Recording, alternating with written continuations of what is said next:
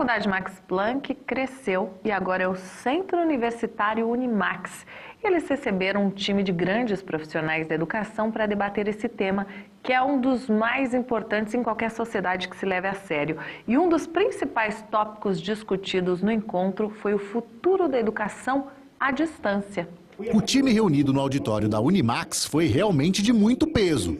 Além dos próprios representantes da sede, Ricardo Thanos e José Carlos Coimbra, estiveram em Indaiatuba o educador Antônio Carbonari Neto, um dos fundadores da faculdade Anhanguera, Abílio Baeta Neves, presidente da CAPES, instituição vinculada ao Ministério da Educação, que avalia e apoia com bolsas e incentivos programas de pós-graduação, e Luiz Roberto Lizacuri, presidente da Câmara de Educação Superior e membro do Conselho Nacional de Educação, órgão que existe desde o século XIX. Eles discutiram modelos de educação à distância. Se a educação tem o foco no ensino, é uma coisa. Se ela tem um foco na aprendizagem, é outra. Então, como é que o aluno aprende?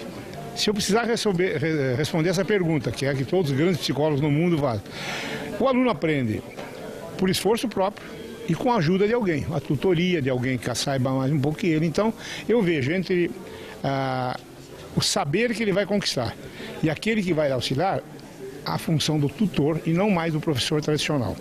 Agora, quando você fala em aprender por esforço e mais um tutor, você está falando de uma educação online, conectada, não necessariamente à distância, pode ser na mesma sala de aula, né?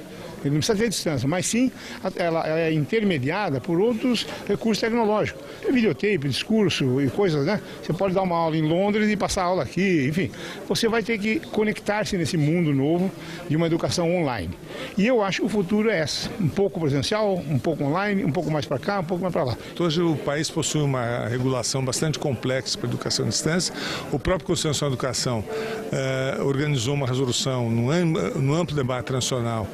A resolução 2 de 2016, ela foi feita em 2016, foi homologada pelo ministro em 2016 e o desafio hoje, de fato, é construir a educação à distância dentro do projeto da instituição de forma adequada e profundamente qualificada.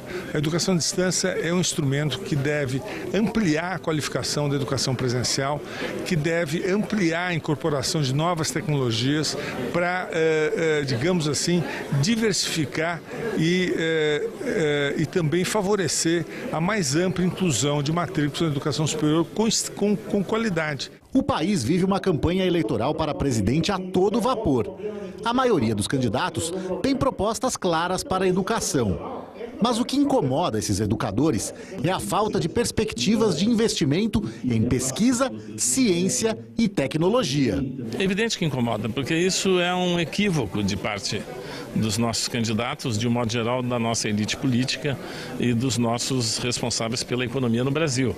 Quer dizer, quando nós tivemos a grande crise mundial de 2009, que se arrastou por vários anos e que teve um impacto no início não muito forte aparentemente sobre o Brasil, mas que depois foi devastador, tanto que estamos vivendo quase um pesadelo ainda, os países mais desenvolvidos que sofreram imediatamente a crise de uma forma muito forte, eles optaram quase que maciçamente por aumentar os investimentos em pesquisa, em ciência e tecnologia.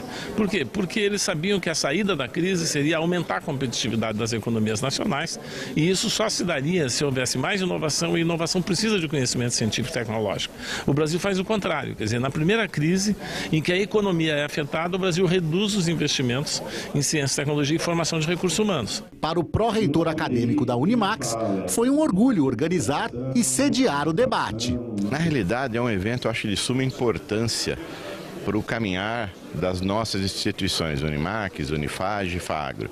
Nós tivemos a oportunidade de ouvir as pessoas que formulam as políticas educacionais brasileiras.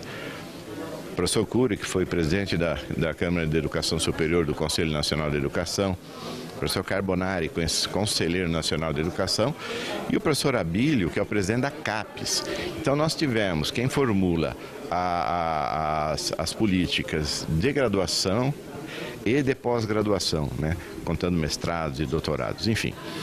E eles falaram sobre esses aspectos que têm a ver diretamente com o nosso dia a dia, que é a educação. Então, isso é muito útil para a gente, porque através de muitas dicas que foram dadas por eles, a gente consegue melhorar os nossos projetos pedagógicos, torná-los up-to-date com o que está acontecendo no mundo da educação e, consequentemente, formular uma educação cada vez melhor através dos projetos pedagógicos aos nossos educandos.